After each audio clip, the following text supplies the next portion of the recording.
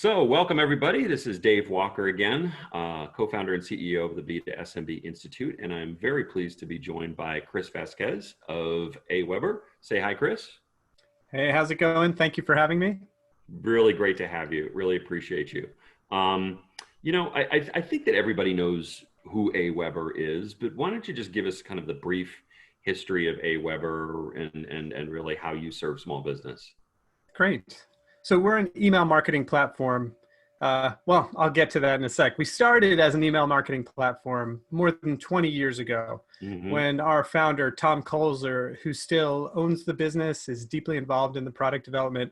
He built the first real autoresponder for small businesses. And for the past 2 decades, we've been continuing to try and serve that market of small businesses. Our vision as a company is to connect people in remarkable ways. And those people are small business owners and creators. And the other side of that equation is their audience and their customers.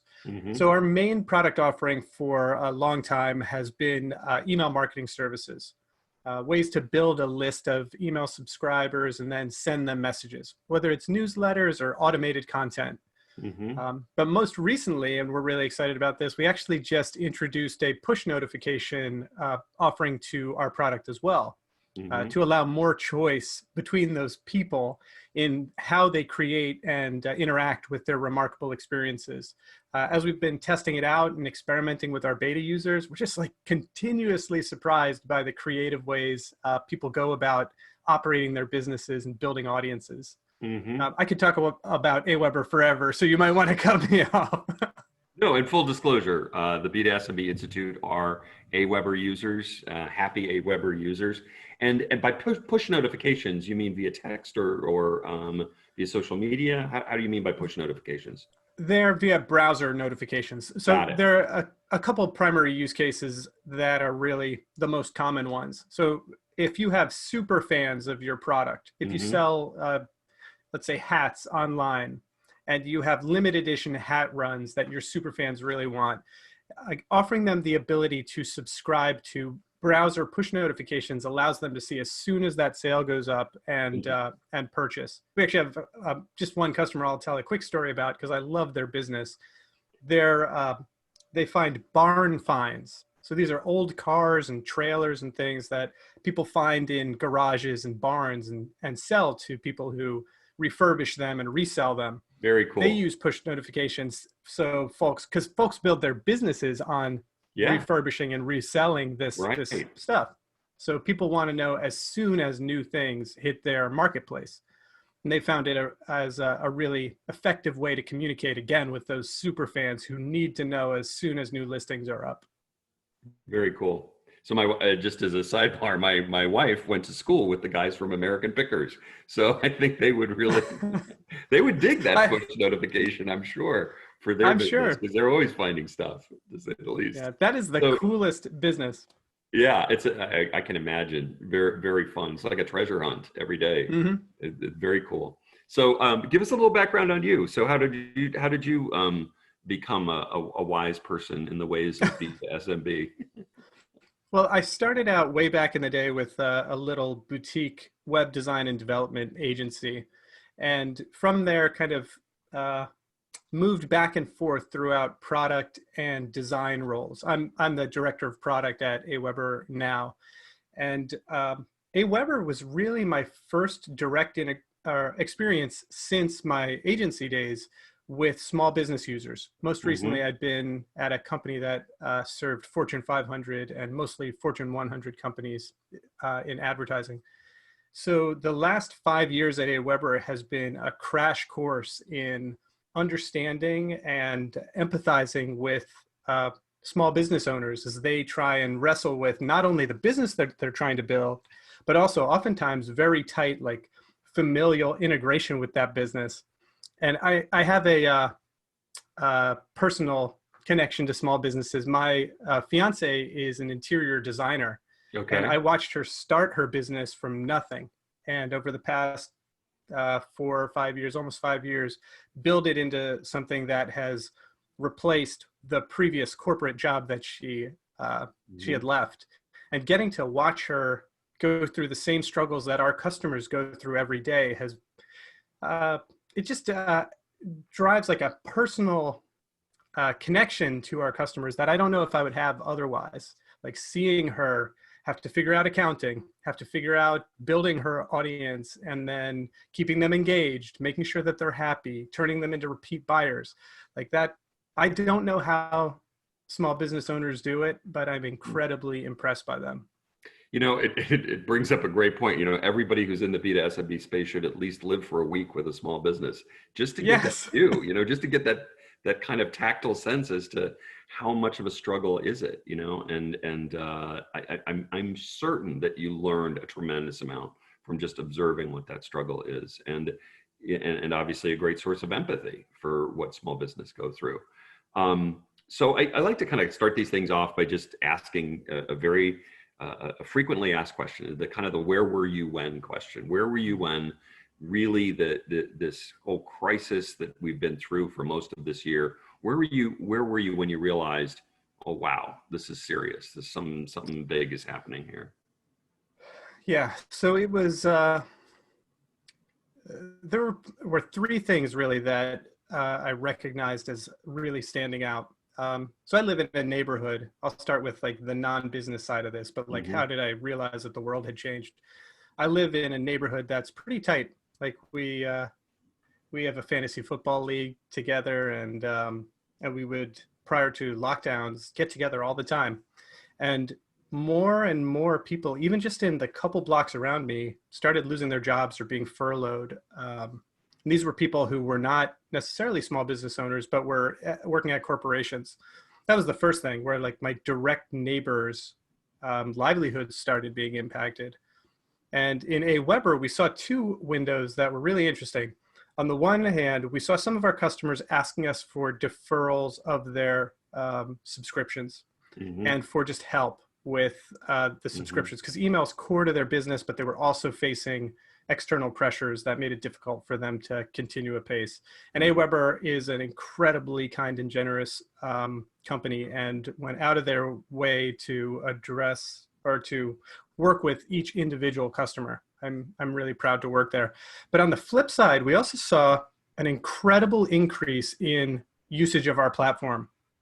And we noticed this, like you could look at the performance charts of people sending email and also their audience engaging with it, and tie a direct line to when the stay-at-home orders started to go into place. Interesting. Because we're a digital communication platform, and as people who had previously either not seen the need for email marketing, digital communication, or just didn't feel like they could do it, were forced into that space. Or people who had corporate jobs that they had either lost or were afraid of losing, were looking for alternatives and trying to establish some sort of alternative income. They flocked to platforms like AWeber and started using them much more regularly. It was fascinating, and we've still seen that lift in engagement on our platform to today. So I know you wouldn't think of this in terms of, you know, at the expense of small businesses, but you guys actually grew during this time frame of COVID and social unrest and all the other things that have been going on. Yeah, and our CEO sent an email like it was a couple weeks into the major shift to stay-at-home orders, where it was like an encouragement to the company to not lose heart and to focus on the work that we were doing, because the types of messages that we were seeing, it's easy to think about AWeber and our competitors as like people that send junk, like advertisements and stuff, and sales promo. But we have schools sharing critical information. We have nonprofits organizing support services for affected communities. We have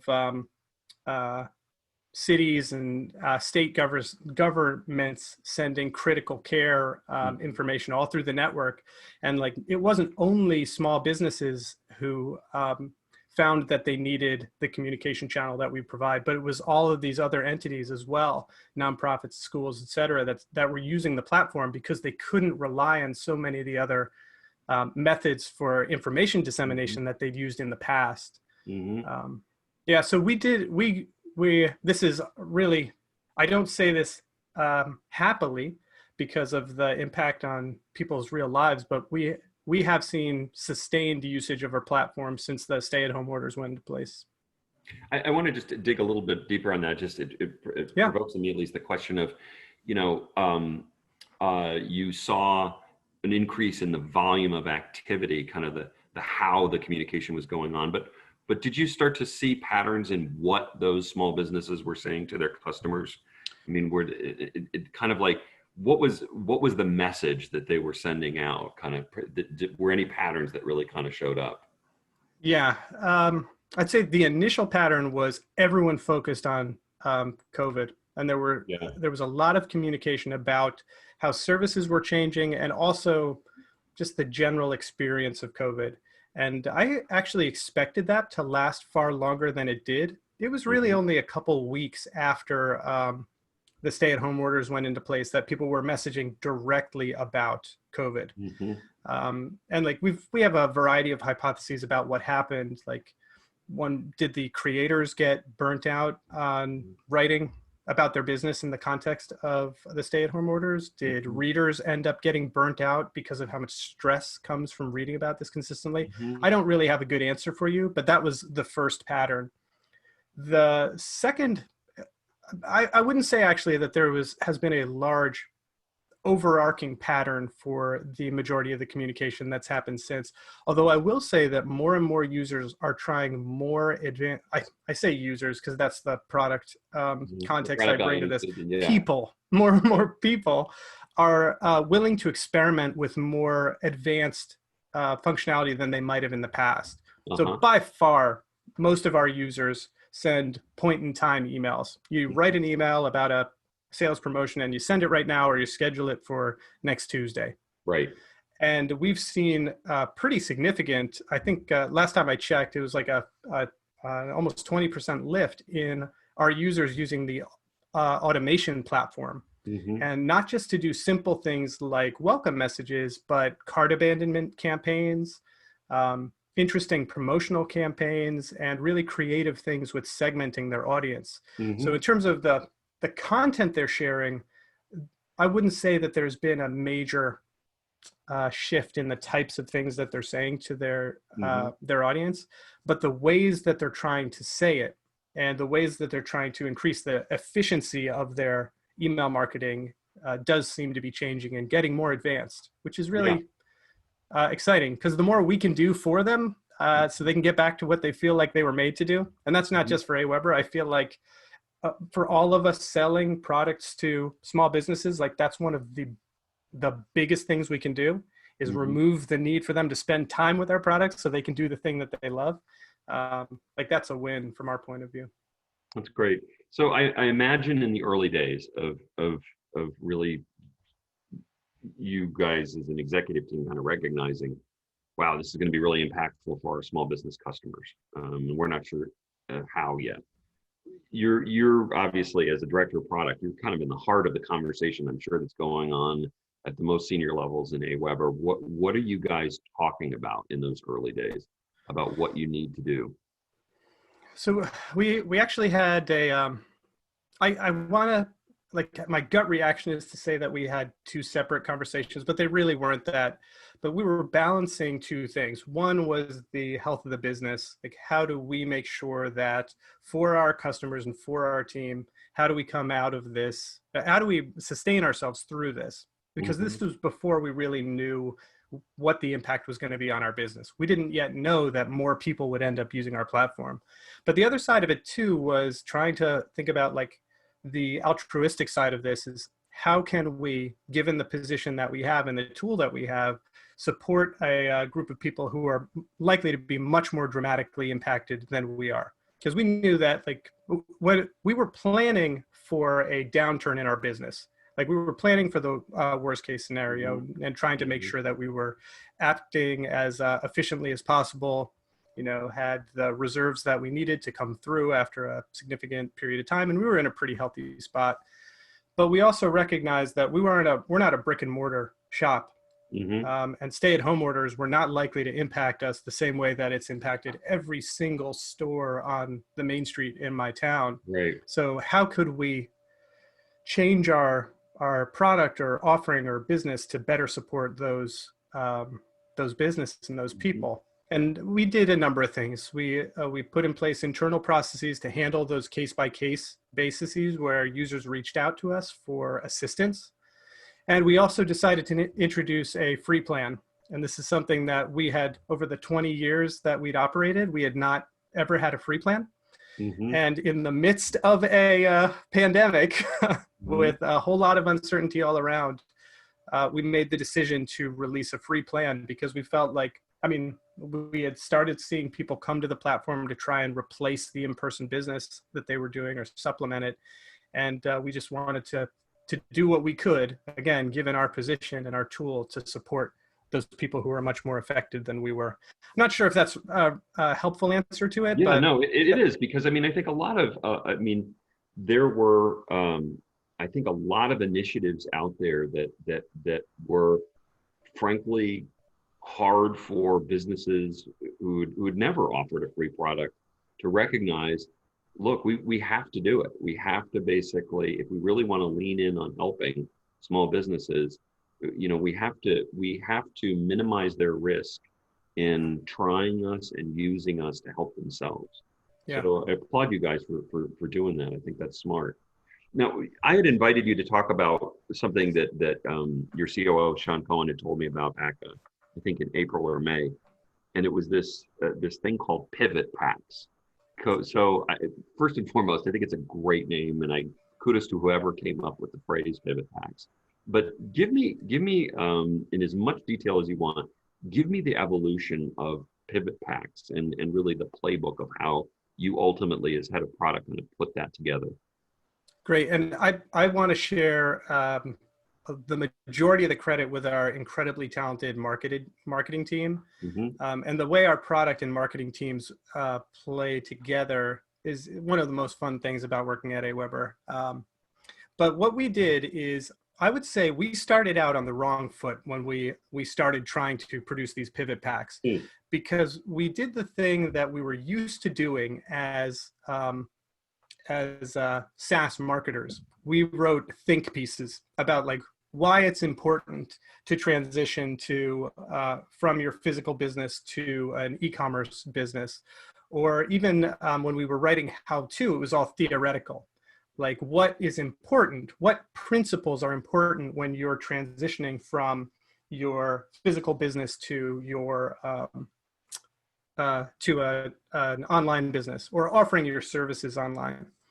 And that's what we did, because that's what we knew how to do. That's how, in general, we would get that. We did content marketing. We'd get digital marketers to our site to sign up for AWeber.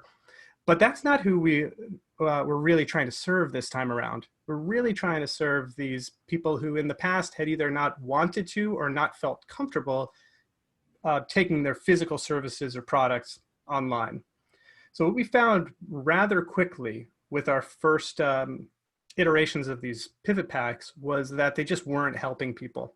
And we found that because we went out and talked to customers and prospective customers. And here again, like, lots of props to our team. Everybody in the team reached out to someone that they knew who operated a small business. I, over the course of the weekend, sat down with a bunch of gym owners and personal trainers to talk about what they were doing, and like, were they making any transition to online services? And if so, how had they made that change? If not, why not? And I found that the problems they had were not the problems we were trying to solve. We were telling them that, hey, it's important that you get online. They already knew that. They just didn't know how to do it.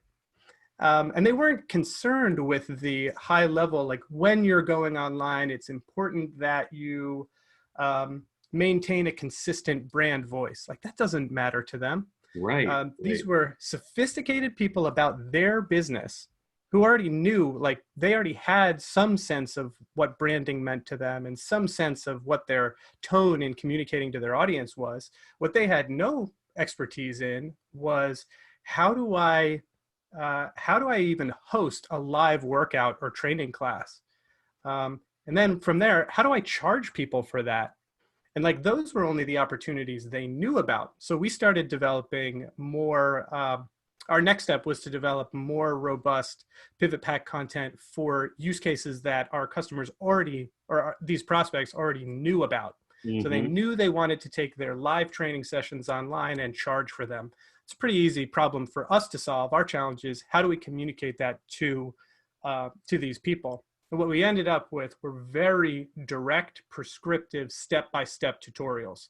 I know that doesn't sound fun. It doesn't sound like the aspirational marketing we get to do, but it's like, we're going to suggest that you use Zoom to stream your workouts, and you use an integration, one of our integrations with a platform called Eventbrite to handle charging, because that's easy and accessible for most of these users. Are there better platforms out there for handling membership, like Member Vault? Sure there are, but they're more difficult to set up, and our goal was to get people to their first online class sale. Then from there, because we started to see success from people who were doing this, you know, they were setting up landing pages to sell these courses, or I mean, to sell these classes. People were signing up and actually paying them money. The next thing that we tried to do was understand what latent opportunities that are unique to online sales of fitness classes. I'm just using fitness classes because that's where we have like the most robust fitness. Like what opportunities exist that most of these people are unaware of. And the big one in that space that emerged was selling subscription access to a back catalog of classes. This is something that most of these gym operators had never even considered before, because it wasn't something that they could offer in their physical locations. But it was something that we could teach them, again, in a very prescriptive, step-by-step. In this case, we are going to use Member Vault, so you can have people subscribe on an ongoing basis. And when they subscribe, you're going to add this tag to them in AWeber, which will allow you to send emails to them whenever you update your content. And that unlocked a whole new world of possibilities. And the one example of a person who's seeing success with this that's closest to my heart is my fiance is an aerial artist. She goes to a trapeze school, and they do like ropes and trapeze and everything. And the woman who operates that school is, she's had her own school for 3 or 4 years. Again, she's really sophisticated when it comes to her business, but had never thought of these things. And just telling her that this is something you could do would not have been sufficient to get her to actually try it. But laying out the steps, first do step A, set up your membership platform, then do step B, fill it with your content, then set up your tagging in AWeber, then set up this automated campaign, which that was another learning we had, that it was really important for us to craft as much templated content as possible. So instead of telling someone to create a 3-message welcome campaign, just give them a code to import one that we've already created for them and just change the name. Right. That is what was required to get her from where she was to where she now has this subscription product. So that was a big learning for us, that I think like many people who are listening to this might think, well, that's obvious, but it wasn't obvious to us. It was something that we had to learn, that the way we were going about marketing and communication to our, to this cohort of people who had to make this difficult transition was just not sufficient. They needed something completely different. Well, I actually wouldn't presume that everybody listening to this will go, duh, of course. I think that what you're illustrating is that, and you can agree or disagree with this, but, the tendency in product development, particularly for small businesses, is that you're trying to solve for a perceived problem that they have. In your case, they want to do email marketing. So you're presenting this product that makes email marketing efficient, effective, easy, all these things. But then this crisis seemed to elevate a whole new set of problems to solve on behalf of small business. And though they may have been things at least on their mind, that they were eventually going to migrate to e-commerce, and they were going to eventually start offering more, virtual this or virtual that, they weren't really compelled to do it, forced almost at Yeah. gunpoint to do it until probably the middle of March, as the shutdowns across the country really started to take hold. And I think that the pattern that I'm seeing in the most successful B to SMB brands by success measured by how much do they actually help their small business customers, and how important was that to their business health, to what they see as a great kind of forward momentum. It is very simply that, just like you guys, they went in and they asked the question of, what's the problem you're trying to solve? You're trying to get online. Let me give you a prescriptive, way to do it. Instead of writing a lot of content, which was out there for quite some time and still is, which is, you need to do social media. Oh, okay. I get it. Maybe you should take some pictures and post them on Instagram. Okay.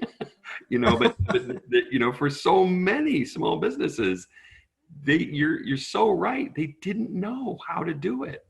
And kudos to you guys for recognizing it. And I'm curious, just is the program continuing to evolve as you guys see more categories and you ask more questions and you extend kind of, well, personal fitness trainers really are very much like chiropractors, and or they're very much like this and they're very much like that, and you start kind of franchising it that way? Yes, that's our intention. So we have a variety of small pieces of pivot packs, because it's a broad term that we use for a variety of different content that fall under this umbrella of how do I take my business online. And although our largest area of focus has been on the fitness businesses, we've also been developing other programs for other industries. It's funny you mentioned chiropractors. We have a segment of chiropractors, a pretty large segment of chiropractors who use AWeber and just consistently recommend and continue to kind of grow on their own. We haven't done a pivot pack for chiropractors yet, but there are a variety of other industries that we're working with. One of the biggest ones is this is unrelated to pivot packs, but it's not directly related to pivot packs. We saw, again, as the shutdown orders went into place, an incredible growth in customers of ours using our integration with Etsy. And what this showed us was that there was a cohort of people who might not have been small business owners prior to the shutdowns, but were developing some sort of, in many cases, side income to deal with the stress of the pandemic, either someone in their family actually losing a job, or just fears of someone in their family losing a job. That sort of insecurity that I believe a lot of us are feeling in the day-to-day. So that's an area where that's actually our next big area of focus, is folks who might not have started a side project yet. Like, how do they pivot their passion into a business online? It's not directly related to the existing business going online, but kind of tangentially. And the important thing about it, though, is we're taking the same lessons that we've learned from the pivot packs and applying it to the materials that we're developing for these people. Like, do you make masks and you want to try and sell them? This is step by step how you would do it, as an example. That is really actually quite cool. I can imagine that there's a huge audience for that kind of thing, and so many people are trying to figure out how to transition. I've wondered out loud, there's the most recent Alignable survey in September of small business, of their 5 million small business members, is pretty depressing. It really kind of points to the fact that there could be as many as 42% of small businesses that just simply are upside down by the end of the year, and upside down to the point where they can't stay in business. And I wonder, with so many entrepreneurs having to shut their current business, it doesn't mean that they suddenly lost the talent for doing it. Yeah. A baker didn't suddenly lose all their baking skills, and pick any kind of small business profession that you want. They're not losing their passion as entrepreneurs. They've just run out of kind of the physical means of doing what they did. So I wonder how many of them are going to literally rebound, who are going to literally kind of hit the bottom. They have to close their current business, but they're going to come back. They're a restaurateur. They're not going to, not want to make food for people. They're an interior designer. They're not going to want to, stop telling people what color couch to buy. They're just not. They're not going to do those things. I think that there's going to be this huge opportunity in what I'll call the renaissance or the rebirth of all these entrepreneurs who had to close their business. And it sounds like what you're doing would fit within that really perfectly. Yeah, we're very hopeful. I mean, I will say we're bullish on on entrepreneurs' ability to make a way for themselves. Like we've seen it over and over again. And Tom himself, our CEO, like AWeber has been through ups and downs over the past 2 decades, but it was a small business when it started out.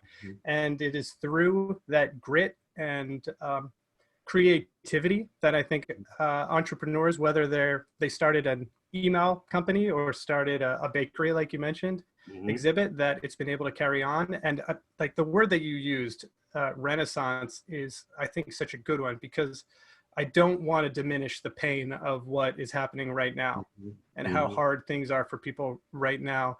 But at the same time, so many new opportunities and new systems for people are emerging that I think it will create a whole series of opportunities for entrepreneurs that never existed before. And it'll probably, we're optimistic. Those rebirths will probably, there'll be much savvier small businesses, I think. Yes. They're much savvier entrepreneurs because I don't think they'll make the same mistakes again of not having enough kind of cash on hand, or having too much debt, or getting out over their skis, the things that made them vulnerable this year. So I want to kind of drill down on a topic that I think you could probably speak to pretty well. And that was one that really first came to my attention from Todd Wilkins, who's your counterpart at ShipStation, head of product at ShipStation. And as their business was exploding, obviously it would, because all of these small businesses are shifting to e-commerce, and they need a back door to ship their stuff. That team pretty quickly noticed that the logistical solution that they provided did not necessarily answer the larger problem of a small business trying to create an online buying experience for their consumers, something that they had no familiarity of. When the little bell over the door rang and somebody walked in, of course they knew how to treat them. But when somebody arrived on their website and started to kind of shop around, they had no idea what they were supposed to do. Literally, kind of back to your original point of Pivot Packs, is we got to tell them what to do, exactly what to do. And I wonder, have you guys thought about, or do you notice that your small business customers are really kind of saying, okay, I know how to communicate with my customers via email, but I really don't know how to communicate with my customers and give them the kind of services that they expect because they've been indoctrinated in the Amazon experience. How do I do that? Is that something that's emerging as an opportunity for you guys? Yeah, so we have an internal mantra right now throughout this process that we want to do 90% of that work for our customers. Why not 100%, you ask? Because like that part of your experience with a business is delivery of that business's services, right? If I order a product, I expect to get that product. If I order a service, I expect to have that service performed. But the remainder, we call it 10%, could be 50%, who knows, is the actual personality and interaction with that business owner, that specific location, whatever. So let me give you an example of what this all means. We've really doubled down on creating templates as part of our efforts to serve these businesses attempting to pivot. And they're templated emails, they're templated landing pages with very specific guidance, and they're templated multi-message automated campaigns. And what we're doing is we're writing the vast majority of the content and just Mad Lib style, leaving opportunities for those businesses to fill in specifics that are either specific to their business or Hmm. prompts to inject something personal. So like you write your own salutations and your own sign-offs, because that's the first thing somebody's going to read, and it should sound like it's coming from you. Because if that sounds like it's coming from you, it'll be easier for the reader to believe that the rest of that email also came from you. I know Hmm. that's not a particularly like earth-shattering way to approach this, but yeah, we recognize that like it's a whole new mode of communication. Right. Like Right. I get emails from my pizza place. They don't use AWeber. That's a personal mission of mine. My favorite pizza place, and uh, it's you can tell he's not a digital marketer, because like when you go into his pizza shop normally, he'll just like chat with you. He'll Hmm. ask you how you're doing. You know, talk about the Eagles. We're from Philadelphia, although I'm a Giants fan, so I always get Get trash a talked. ration. And he doesn't know how to even translate that personality to email because it's hard. So what Yep. we're trying to do is template things out and point him, or people like him, to, if you want to try and get some level of personality, focus on this area. Let us handle all the rest of this stuff here. You just focus on this, and then you just focus on this at the end. Um, and That's that's we've that's gotten really good cool. feedback from that. I mean, that's really, really cool. Um, so I'm going to put you on the spot and ask you to be a little bit prescriptive to your peers who Mm. are out there, who are, the product developers, marketers, those in charge of go to market on behalf of their brands. What are some of the prescriptive things that you have learned in developing pivot packs that you would suggest to your brethren out there? Hey, we learned this. I love the story that that you didn't get it right out of the box. But what are the things that you would be prescriptive of to say to them? Hey, do some of these things, and I guarantee you're going to have a better product to take to market to small businesses right now. Yeah, I have two things that are just like top of mind. Like if we had done this, we would have started out on a better footing. Talk to your customers not just about the problem you want to solve, but ask them about their business. Just ask them to describe their experience in their business. Let them tell you where they're at, what their challenges are, what they view as successes, and how they're feeling in general. Because a lot comes from that, like overwhelm and a lack of understanding of what to do next. These were all things that we learned when we talked to people that we had just like, we didn't have that same level of connection when we first started writing pivot packs. So ask generically about your customers' businesses and then Hmm. dig in. Um, Right. the second thing is whatever you're going to put out there, this has worked for us, step-by-step tutorials, because Yeah. you're talking to people where what you're asking them to do is not their expertise. And even if you want to write about something much more lofty, that's not the thing that's likely to help people. Write Right. tutorials for them. And Yeah, those those are the those big are, ones. and I think, by the way, you articulated something that I think best I've heard it said. It's, ask the customer, the small business, the problem they're trying to solve, not the problem you're trying to solve for them. It's and that is so obvious, but on the other hand, I think so many times, we're trying to engineer solutions for small businesses for problems Yeah. that they don't necessarily perceive they have. And Yes. and that's what makes selling it, I would say to all the marketers and all the salespeople out there, that's what make marketing and selling whatever it is you got. If you built it that way, that's what makes it so hard, is because you're trying to convince them of a problem they don't know they have Yeah. versus isolating a problem that they do know they have. And I think that that's just an incredibly important lesson. I, I can't thank you enough for doing this, because I think it's been very informative and very instructive and frankly inspirational as well. So you captured all the big three eyes of a good TED talk.